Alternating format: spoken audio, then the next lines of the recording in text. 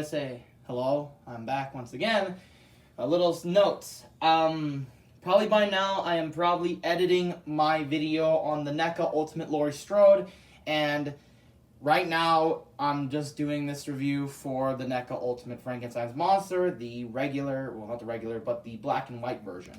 So, here it is, right now. Hopefully I can edit that video soon on the Ultimate Laurie Strode, but for now, I'll just do this. So anyways, yes, this is a review on the new, well, not on the new, but on the Ultimate Frankenstein's Monster, Frankenstein. This is basically the black and white version, not the standard or colored version. I think this is more definitive, but who knows. So we have the box, very different compared to, you know, the usual box that the figure originally came with. So there we go. There's the front. The side is just a picture or a product shot of the figure. Same with the other side. Top just says Frankenstein at the bottom. Nothing much other than so much dust. And the back, no read up on what the movie is. And then in the inside, this is where the figure would be. And this is a product shot with the figure, which NECA revealed and I thought was pretty cool. However, I was not into Universal Monsters. So, how does this figure stand? Well, let's take a look at it, shall we? Of course, let's start off with the obvious, painting and the sculpt. I think this is probably the best, you know, Universal Monsters Frankenstein ever. Now, this is a pretty bland figure in a way because this is all black and white, but it does in some ways kind of show some cool aspects with it. First of all, that head sculpt is really good. That is straight up Boris Karloff. That is a really good head sculpt. Already, that just screams just personality, and especially with the other heads. You can see that hair and the cuts and bruises, and it just looks so nice. Definitely has that menacing look. You also can see the bolts on his neck right there. Pretty nicely well done, not gonna lie.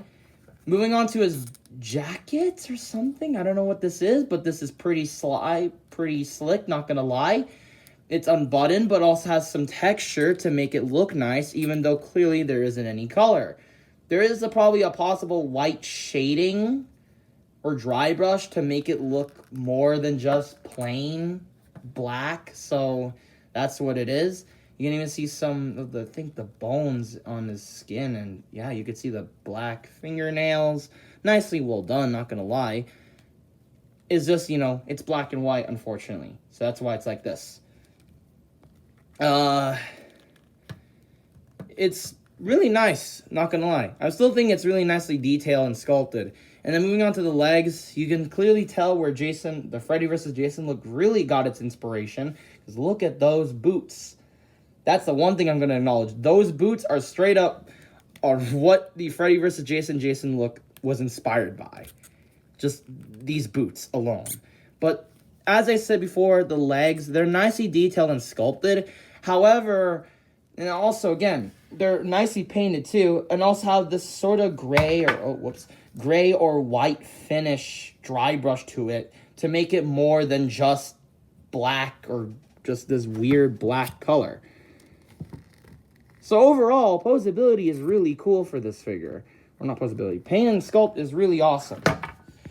Yes, it is plain, but it's really nice to just have a figure like him to just be really awesome.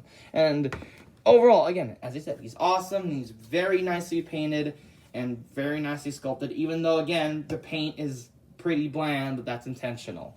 As for accessories, he only comes with the 2 relaxed hands he comes with, which is really nice, along with 2 open hands, which I'll admit, I will do it later on, along with 2 head sculpts, one looking like a laughing face, which also screams personality, straight up. That just straight up screams personality, along with this looking drunk head.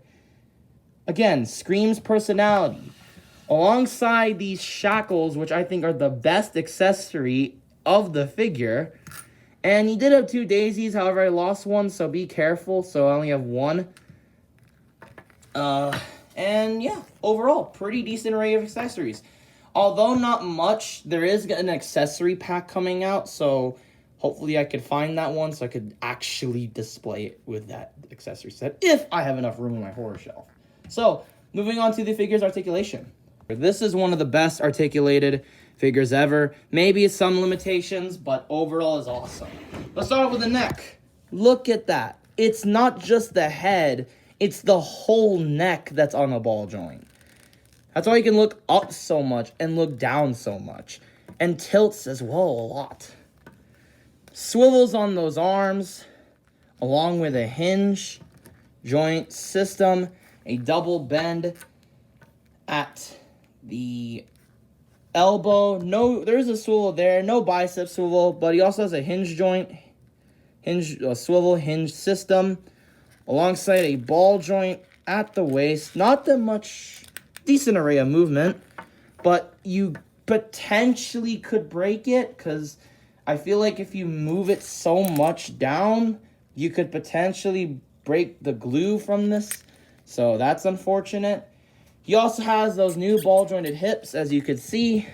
You can kick up this far, back this far, spread, thigh swivel, a single jointed knee, and pretty good feet articulation.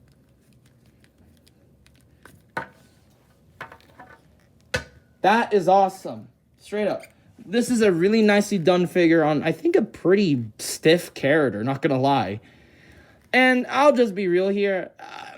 Before I move on to the size comparison and my final thoughts, the photo gallery may be a little off, and it may run out of ideas because, like, I don't know how to properly.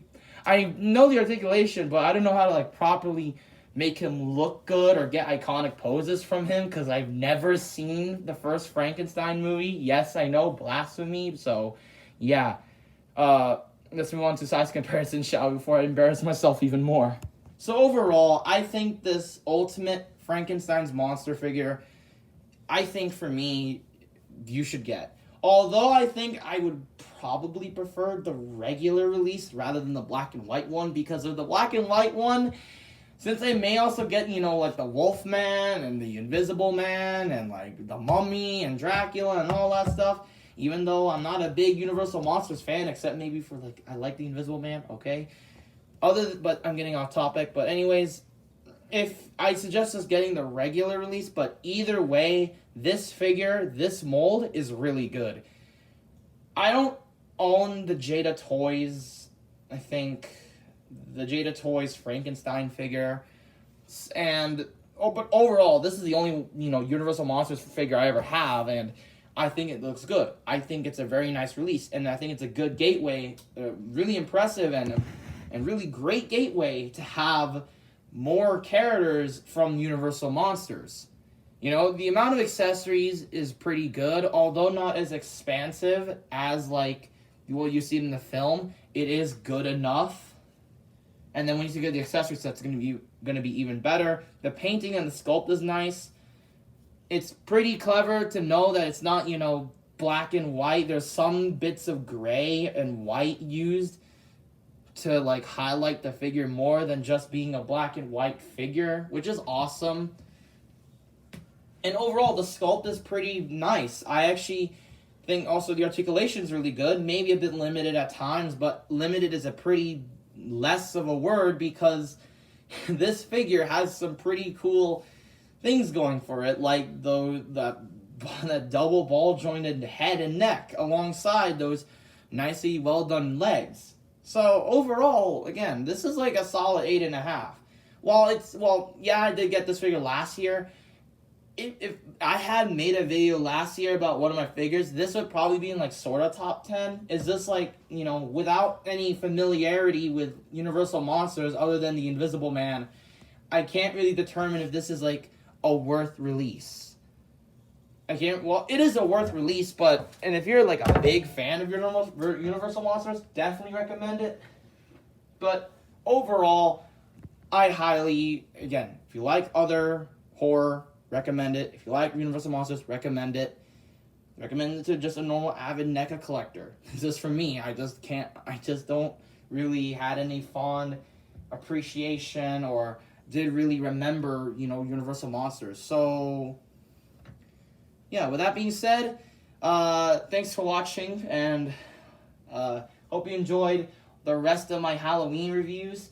I know I was expecting to review a lot. I was thinking I'm doing, why don't I do the Blackest Nightwave from DC Multiverse? Why don't I do, the, what's the other one? The Marvel Select Carnage, or some Venom stuff, or, I don't know. But I didn't have enough time. I didn't really plan it out. So I only did, the NECA Michael Myers and Jason Voorhees reviews that I still had to do. I did one for Black Adam, considering Black Adam just released this month, and I did one for Laurie, and I did one for this Frankenstein. So I think it's good enough.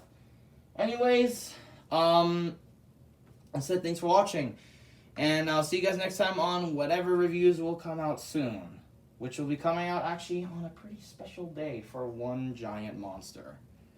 Till then, I'll see you guys next time. Bye-bye. He did the monster mash. The monster mash. It was a graveyard smash. He did the mash. It caught on in a flash. He did the mash. He did the monster mash.